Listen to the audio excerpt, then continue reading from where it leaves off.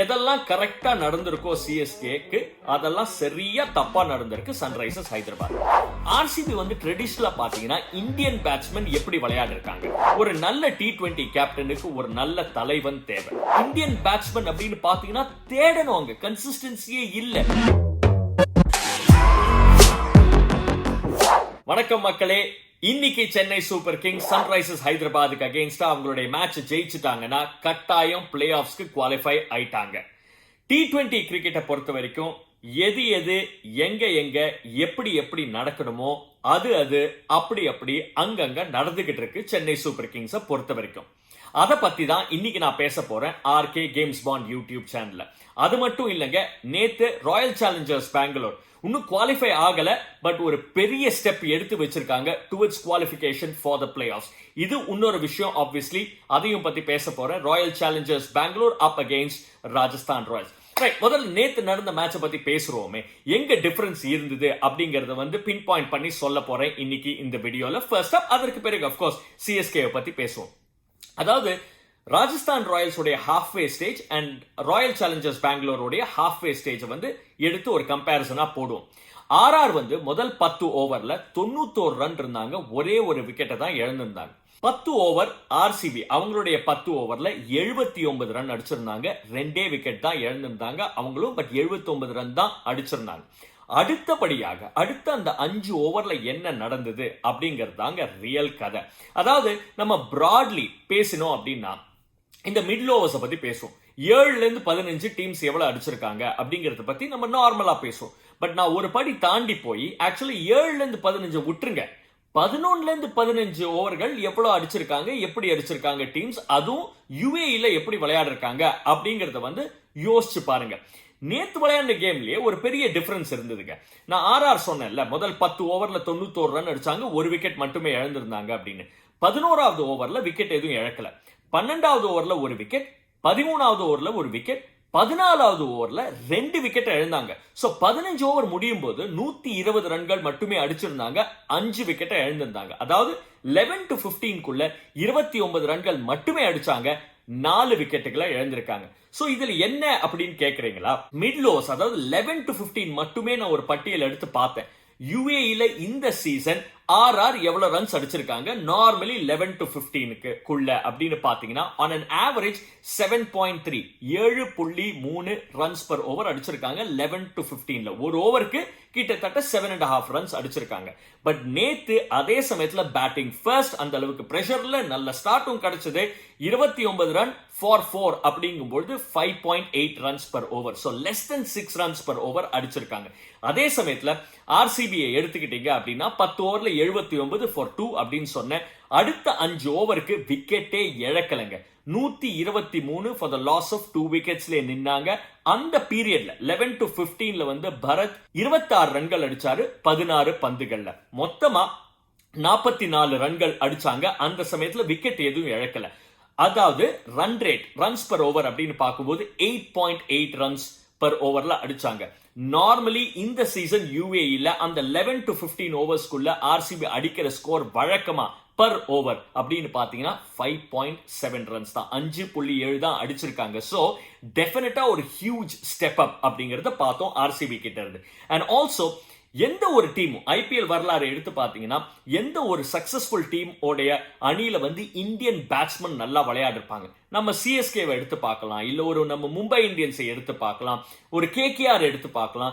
Indian பிளேயர்ஸோட contribution, Indian பேட்ஸ்மேனுடைய contribution மிகவும் முக்கியமா இருந்திருக்கு. நான் ஏன் இதை பத்தி சொல்றேன் அப்படின்னா, நேற்று ஒரு கேஎஸ் பரத்தை பார்க்கும் பொழுது ஆஹா நல்லா இருக்கு, எக்கச்சக்கமா டொமஸ்டிக் கிரிக்கெட் விளையாடிருக்காரு. இன்ஃபேக்ட் அவர் வந்து டொமஸ்டிக் கிரிக்கெட் ரஞ்சி ட்ரோஃபில ஒரு 100 அடிச்சிருக்காரு. ஆந்திராக்காக விளையாடுற ஒரு விக்கெட் கீப்பர் பேட்ஸ்மேன். நான் ஏன் இவ்வளவு பில்டப் கொடுக்கிறேன் அப்படின்னா, ஆர்சிபி வந்து ட்ரெடிஷனலா பாத்தீங்கன்னா இந்தியன் பேட்ஸ்மேன் எப்படி விளையாடிருக்காங்க. விராட் கோலி ஒரு பக்கம் இருக்கட்டும், அவர் வந்து ஐ திங்க் டோட்டலா ஐபிஎல்ல அடிச்ச ரன் ஆர்சிபிக்கு வந்து 6000க்கு மேல அடிச்சிருக்காரு ரன்ஸ், நான் அது ஒத்துக்கிறேன். அதற்கு அடுத்தபடியாக யார் அடிச்சிருக்காங்க யோசிச்சு சொல்லுங்க பார்க்கலாம். யார் அடிச்சிருப்பாங்களா இருக்கும்? சொல்லிட்டா யாரு எவ்வளவுன்னு சொல்லிட்டா ராகுல் டிராவிட் அடிச்சிருக்காரு 898. அதற்கு அடுத்தபடியாக தேவ்தத் படிக்கல் இருக்காரு அண்டர் 800 ரன்ஸ். அதற்கு அப்புறம் பாத்தீங்கன்னா பார்த்திவ் பட்டேல் இருக்காரு. சோ இந்த மாதிரி நீங்க பாத்தீங்கன்னா விராட் கோலி எங்கேயோ இருக்காரு இந்தியன் பேட்ஸ்மேன் அவ்வளவு அடிச்சது ஆர்சிபிக்கு. அதற்கு அடுத்தபடியாக இந்தியன் பேட்ஸ்மேன் அப்படின்னு பாத்தீங்கன்னா தேடணும், அங்க கன்சிஸ்டன்சியே இல்ல. சோ அது ஒரு பெரிய ஃபேக்டரா இருந்திருக்கு ஆர்சிபி டைட்டில் அடிக்காம போனதுக்கு. சோ ஐ திங்க் ஒரு பரத்தை பார்க்கும் பொழுது, அதாவது நான் அந்த அளவுக்கு வந்துருவாரு நான் சொல்ல வரல, பட் ஒரு இந்தியன் கான்ட்ரிபியூஷன், ஒரு இந்தியன் பேட்ஸ்மேனுடைய கான்ட்ரிபியூஷன் ரொம்ப ரொம்ப முக்கியம் அப்படின்னு தெரிய வரும். சோ எந்த ஒரு நல்ல வெற்றி, என்ன ஒரு கன்சிஸ்டன்ட் பெர்ஃபார்மன்சஸ் ஐபிஎல்ல பார்க்கும் பொழுதும் அந்த இந்தியன் பேட்ஸ்மேன் விளையாடுறது ரொம்ப முக்கியம். அவங்க விளையாடினா success rate and success percentage அந்த டீமுக்கு அதிகமாயிடுது. ரைட், இது ஆர்சிபி பத்தின ஒரு ஸ்டோரி. நேத்துக்கு இந்த ஒரு பாயிண்ட் எனக்கு கண்ணில் தென்பட்டுச்சு, அதுதான் இங்க ஷேர் பண்ணலாம் அப்படின்னு நினைச்சேன். அடுத்தது சிஎஸ்கே பத்தி பேசுவோம். சிஎஸ்கே அப் அகெயின்ஸ்ட் சன்ரைசர்ஸ் ஹைதராபாத். எதெல்லாம் கரெக்டா நடந்திருக்கோ சிஎஸ்கேக்கு, அதெல்லாம் சரியா தப்பா நடந்திருக்கு சன்ரைசர்ஸ் ஹைதராபாத். ஒரு நல்ல T20 கேப்டனுக்கு ஒரு நல்ல தலைவன் தேவை. சிஎஸ்கேக்கு தலை மூலமா கட்டாயமா ஒரு சாலிடான ஒரு கேப்டன் கன்சிஸ்டன்டா இருக்காரு.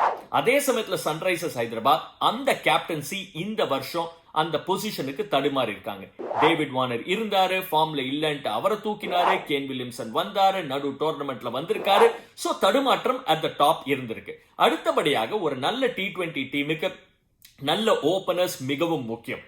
சிஎஸ்கேவுக்கு கன்னான openers Faf du Plessis and Ruturaj Gaikwad. அதே மாதிரி சன்ரைசர்ஸ் அப்படின்னு பார்க்கும்பொழுது அந்த ஓபனிங் காம்பினேஷன் சரியாவே இல்லைங்க. அடுத்தது மிடில் ஓவர்ஸ்க்கு வருவோம். ஓபனர்ஸ் அவ்வளவு நல்லா விளையாடும் பொழுது மிடில் ஓவர்ஸ்ல பிரஷர் கம்மி ஆயிடுது. அதனால மட்டும் சொல்ல முடியாது, but overall middle over performance CSK இது அபாரமா இருந்திருக்கு. 7 to 15 அப்படிங்கிற ஒரு பட்டியலை எடுத்து போட்டீங்கன்னா மிடில் ஓவர்ஸ்ல கிட்டத்தட்ட 9 ரன்கள் பர் ஓவர் ஸ்கோர் பண்ணிருக்காங்க சிஎஸ்கே கன்சிஸ்டன்டா. அதே சமயத்துல Sunrisers Hyderabad less than 7 runs 6.8 மட்டுமே ஸ்கோர் பண்ணிருக்காங்க. ரைட்டா, ஓபனர்ஸ் முடிஞ்சாச்சு, மிடில் ஆர்டர் முடிஞ்சாச்சு. பினிஷர் யாரு அப்படின்னு கேட்டீங்கன்னா பினிஷர் சர் ரவீந்திர ஜடேஜா. அவருடைய ஸ்ட்ரைக் ரேட் இந்த சீசன் 147. ஒரு ஹர்ஷல் பட்டேலுக்கு அகெயின்ஸ்டா அடிச்ச அந்த நாக்க மறக்க முடியுமா சென்னையில? இல்ல 19வது ஓவர் கேகேஆருக்கு அகெயின்ஸ்டா அடிச்ச அந்த ஒரு ஓவரை மறக்க முடியுமா யாராவது?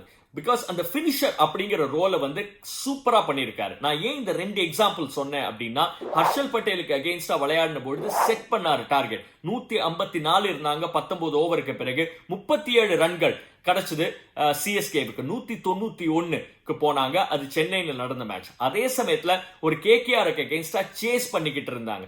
அதாவது பிரசித் கிருஷ்ணா 19வது ஓவர் போட்டுட்டு இருந்தாரு. ஸ்லைட்லி டென்ஷன் இருந்தது சிஎஸ்கே ஃபேன்ஸ்க்கு.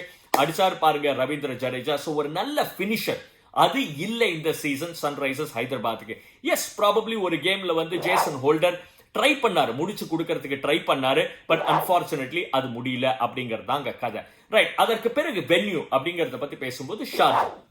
இது வரைக்கும் இந்த சீசன் 3 மேட்சஸ் பார்த்திருக்கோம். 3 மேட்சஸ்மே லோ ஸ்கோரிங். அதுலயும் 2 மேட்ச் பயங்கர லோ ஸ்கோரிங். இன்ஃபேக்ட் ஹையஸ்ட் அப்படின்னு பார்க்கும் பொழுது சிஎஸ்கே தான் அடிச்சிருக்காங்க. ரைட், டாஸ் ஜெயிச்சா வந்து இன்வேரியபிளி கேப்டன் முதல்ல ஃபீல்டிங் அப்படின்னு சொல்லிடுறாங்க ஷார்ஜாவை பொறுத்த வரைக்கும். 3 மேட்சஸ்ல ஒரு match RCB up against Chennai Super Kings. RCB அடிச்சது 156, சிஎஸ்கே 157, 4 விக்கெட் இழப்பு. அகெயின் ஓபனர் சூப்பர்வா விளையாடினாங்க. அதுல வந்து 71 run stand just in 8.2 overs. அதற்கு பிறகு மொயின் அலி நல்லா விளையாடினாரு, அம்பாத்தி ராயுடு நல்லா விளையாடினாரு, ஸ்டெபிலைஸ் ஆச்சு அண்ட் டீம் சிஎஸ்கே ஜெயிச்சாங்க. அதே மாதிரி இன்னொரு கேம் எது அப்படின்னு பார்க்கும்பொழுது ஒரு Punjab Kings up against Sunrisers Hyderabad. Punjab Kings அடிச்சதே வந்து 125, சன்ரைசர்ஸ் ஹைதராபாத் ரிப்ளை பண்ணது 120 ரன்கள் மட்டுமே அடிச்சாங்க. அதற்கு பிறகு ஒரு டிசி அண்ட் கேகேஆர் பார்த்தோம். டிசி கஷ்டப்பட்டு 127 for 9 அடிச்சாங்க அண்ட் கேகேஆர் இன் ரெஸ்பான்ஸ் கஷ்டப்பட்டு ஒரு 130 for 7. So low scoring encounter அப்படிங்கிறது பார்த்திருக்கோம். In fact Abu Dhabi, Dubai and Sharjah இது மூணுத்தையும் எடுத்து பாத்தீங்கன்னா ஷார்ஜால இந்த வாட்டி ரொம்ப கம்மியான ஸ்கோர்ஸ் தான் வந்திருக்கு. பட் அதெல்லாம் பொருட்படுத்தாம இந்த கான்டெஸ்ட் செம்மையா இருக்கும் அப்படின்னு தான் நான் நம்புறேன். ஏன் அப்படின்னு சொல்றேன் அப்படின்னா, சிஎஸ்கே ஒரு தரமான சாலிடான ஒரு அணி. எஸ், எக்கச்சக்கமான பாசிட்டிவ்ஸ் அவங்களுக்கு இருக்கு. எஸ், அவங்க ஜெயிச்சா பிளே ஆஃப்ஸ்க்கு குவாலிஃபை ஆயிடுவாங்க அப்படின்னு தெரியும். அதே சமயத்துல சன்ரைசர்ஸ் ஹைதராபாத் ஒரு wounded டைகர்ஸ் மாதிரி ஆடிக்கிட்டு இருக்காங்க இப்போ. பிகாஸ் போன மேட்ச்ல பார்த்தோம் ராஜஸ்தான் ராயல்ஸ்க்கு அகேன்ஸ்டா அருமையா விளையாடினாங்க, ஜெயிச்சாங்க. கேன் வில்லியம்சன் நல்லா விளையாடினாரு. ஸோ ஓவரால் நல்ல ஒரு பர்ஃபார்மன்ஸ் இருக்கு. மேத்தமேட்டிக்கலி எனிதிங் இஸ் பாசிபிள்ங்க, அது சொல்லியே ஆகணும். எஸ், கீழே தான் இருக்காங்க சன்ரைசர்ஸ், இல்லைன்னு சொல்ல. பட் பிரஷரே இல்லாம இப்ப ஆடுற ஒரு அணி அவங்க. ஸோ சிஎஸ்கே கேர்ஃபுல்லா இருக்கணும். டெஃபினட்டா கோயிங் இன் ஆஸ் ஃபேவரட்ஸ். ஜெயிச்சா குவாலிஃபை ஆயிடுவாங்க பிளே ஆஃப்ஸ்க்கு. பட் பொறுத்திருந்து பார்ப்போம் என்ன ஆக போகுது இன்னைக்கு ஈவினிங் அப்படின்ட்டு.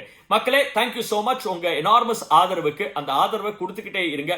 ஆர்கே கேம்ஸ் பாண்ட் யூடியூப் சேனலை லைக் பண்ணுங்க, ஷேர் பண்ணுங்க, and half course please do subscribe to the channel.